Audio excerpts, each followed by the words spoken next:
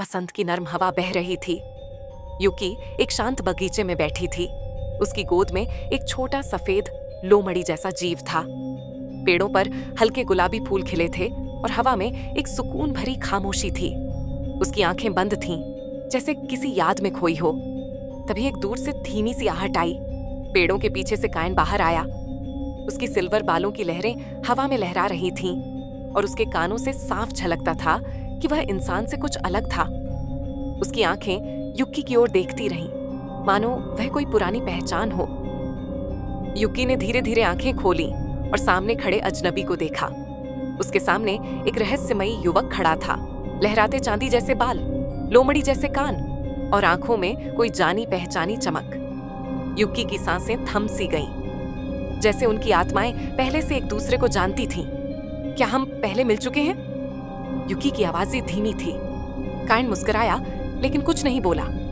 उसने हाथ बढ़ाया और युक्की के कंधे पर रखा, जैसे उस स्पर्श से कोई भूली हुई स्मृति जाग उठी हो। अचानक युक्की के दिमाग में एक पुराना सपना चमका।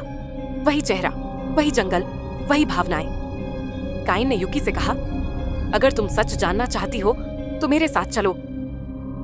युक्की बिना किसी सवाल के उसके पीछे चल पड़ी।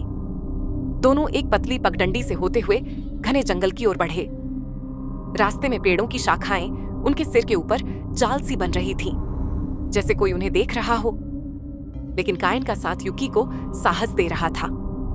घने जंगल के बीचों बीच एक विशाल पत्थर का द्वार था, जिस पर पुरानी लिपियों में कुछ लिखा था। कायन ने अपनी उंगलियां दरवाजे पर रखीं और वह धीरे धीरे चमकने लगा। युक्की चौंक गई।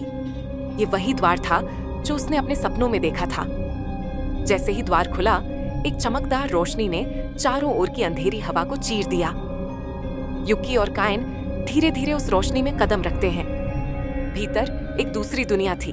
तैरते हुए द्वीप, नीले गुलाबी आसमान और हवा में चमकती हुई पत्तियां। युक्की की आंखों में चमक थी, जबकि कायन शांत था, मानो वह इस जगह को पहले से जानती हो। कायन ने युक्की की ओर हाथ बढ़ाया और कहा, यहां डरने की जरूरत नहीं, बस विश्वास करो। युक्की ने उसका हाथ थामा और दोनों धीरे धीरे हवा में ऊपर उठने लगे। चारों ओर तैरते हुए द्वीप, उड़ती हुई मछलियां और सुनहरी रोशनी थी। युक्की की आंखों में डर और उत्साह दोनों थे, लेकिन कायन का हाथ पकड़कर उसे साहस मिला।